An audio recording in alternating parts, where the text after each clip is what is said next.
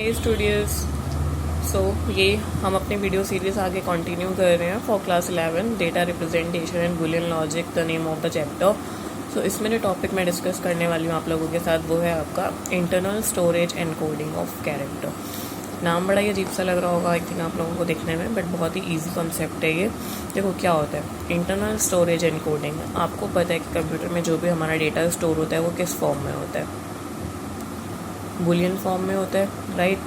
तो उसको आपको पता है डेटा तो हम बुलियन फॉर्म में देते नहीं हैं, हमारे पास अल्फ़ाबेट में होता है डेटा, स्पेशल कैरेक्टर्स होते हैं, नंबर्स होते हैं। बुलियन फॉर्म में तो सारा डेटा अवेलेबल नहीं होता। सो उसी को एनकोड करते हैं हम ताकि इंटरनली उसको स्टोर किया जा सके। उसी को हम क्या बोलेंगे, internal storage and coding of characters. ठीक है। अब डेटा आपका होता क्या है, किस किस टाइप का होता है आपका डेटा? न्यूमेरिक, नॉन न्यूमेरिक, ठीक है। ये 2 टाइप्स के डेटा होते हैं आपके पास। न्यूमेरिक की अगर हम बात करें तो आपके नंबर्स हो जाते हैं स्टार्टिंग फ्रॉम 0 to 9, मतलब बेसिक कॉन्सेप्ट वही होता है, उसके बाद 10, 11 and so on. Non numeric में आपके पास स्पेशल कैरेक्टर्स आ जाते हैं, सिम्बल्स आ जाते हैं, ठीक है, सिम्बल्स आ जाते हैं एंड आपका अल्फ़ाबेट्स आ जाते हैं। डन, आई थिंक इसमें कोई दिक्कत नहीं है। सो ये जो है ये आपके टाइप्स ऑफ डेटा होते हैं। इनको ही कंबाइन करके हम क्या बोलते हैं, अल्फ़ा न्यूमेरिक डेटा बोलते हैं। We call it alpha numeric data. So इसी डेटा को कंप्यूटर में स्टोर करने के लिए हमारे पास कुछ कोड्स होते हैं जिनको हम अल्फ़ा न्यूमेरिक कोड्स बोलते हैं, ठीक है। अब हम उन्हीं कोड्स के बारे में है इस वीडियो में देखेंगे कि वो क्या होता है और कैसे हम उसको यूज़ करके कंप्यूटर के इंटरनल स्टोरेज में अपने डेटा को एनकोड करते हैं, ठीक है। सो देख लेते हैं, स्टार्ट करते हैं। So there are 3 types of your data representation code. First is your ASCII, second is your ISCII, that is ISCII, and your third is Unicode, ठीक है। सो ये 3 टाइप्स के आपके डेटा रिप्रेजेंटेशन कोड होता है जिन्हें आपको डिटेल में पढ़ेंगे हम आगे और देखेंगे कि किस तरीके से इसको यूज़ करते हैं डेटा एनकोडिंग में। अब इनके मैं फुल फॉर्म बता देती हूँ। यूनिकोड तो यूनिकोड ही है, simple. A stands for this, ASCII stands for your American Standard Code of for internal information exchange, interchange. लिख देती हूँ मैं ताकि कोई कन्फ्यूज़न ना हो। वैसे हम डिटेल में जब उसके बारे में पढ़ेंगे तब भी मैं बता दूँगी। बाकी अभी आप समझना चाहते हो, अभी नोट करना चाहते हो तो कर सकते हो। American standard code for information interchange, information interchange, easy. और इसकी में भी कोई डिफरेंस नहीं है, बस आई की जगह, अमेरिकन की जगह वहाँ पे इंडिया हो जाता है, Indian standard code for information interchange, ठीक है। चलो अब बारी बारी इनके बारे में पढ़ते हैं। सबसे पहले जो मैं आपको बताने वाली हूँ वो हम बात करेंगे आपकी ASCII कोड की। सो सबसे पहले जो हम बात करेंगे वो आपका ASCII कोड, जो कि बहुत ही पुराना और बहुत ही फेमस आपका इंफॉर्मेशन इंटरचेंज के लिए कोड अवेलेबल है।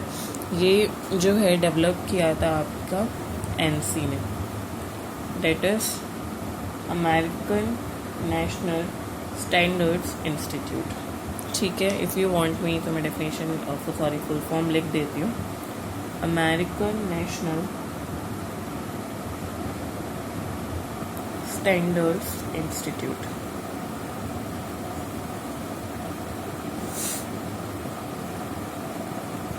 ठीक है।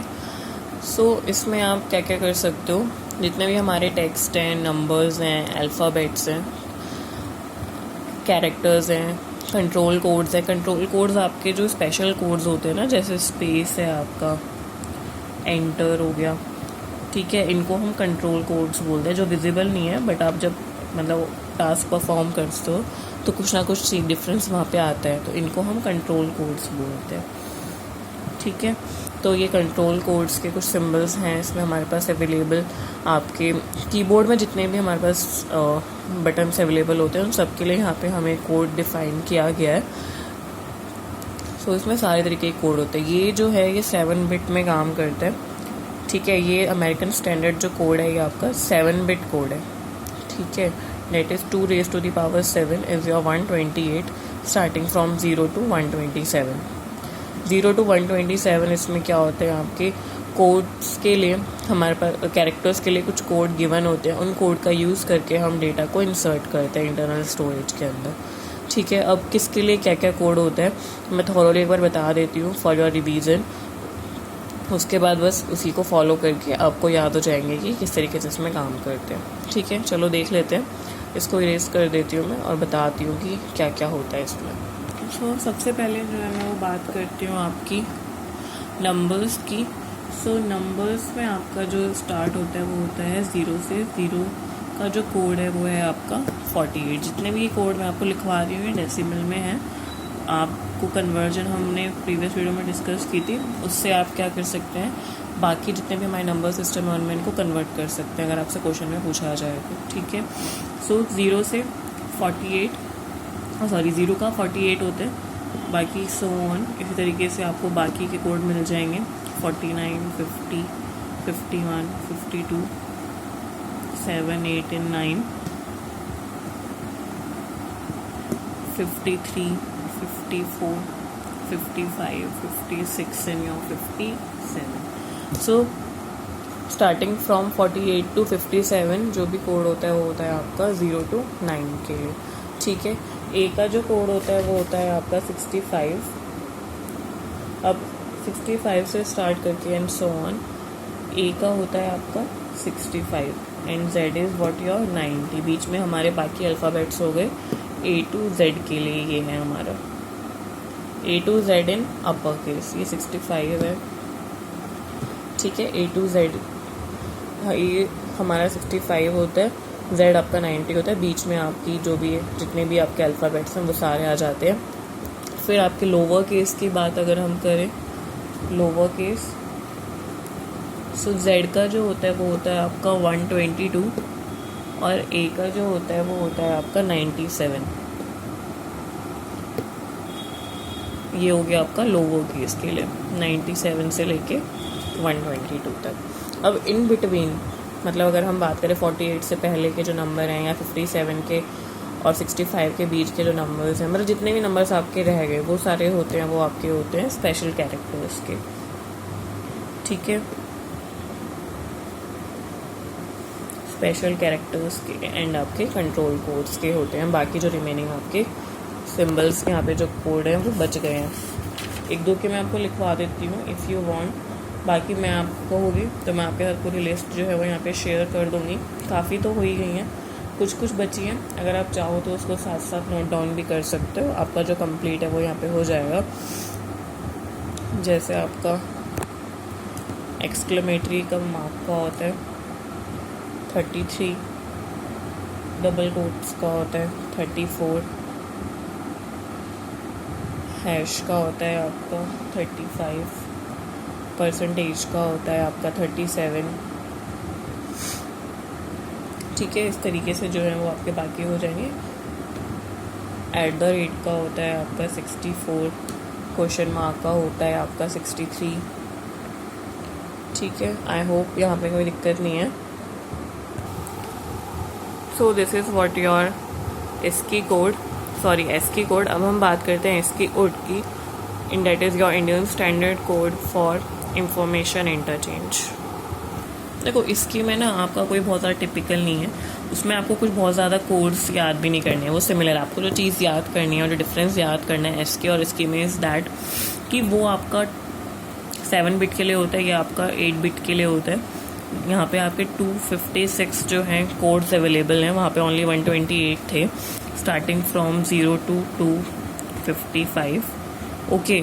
और ये इसमें इम्पॉर्टेंट क्या है जो आपको याद रखना है, इम्पॉर्टेंट ये है कि यहाँ पे जो कोड है ना, आपकी जितने भी लैंग्वेजेस हैं इंडियन लैंग्वेजेस वो सब यहाँ पे इंक्लूड की गई हैं, ठीक है। इसीलिए ये एक सेपरेट कोड बनाया गया था क्योंकि इसमें इंडियन जो लैंग्वेजेस थे उनको भी ऐड किया गया है।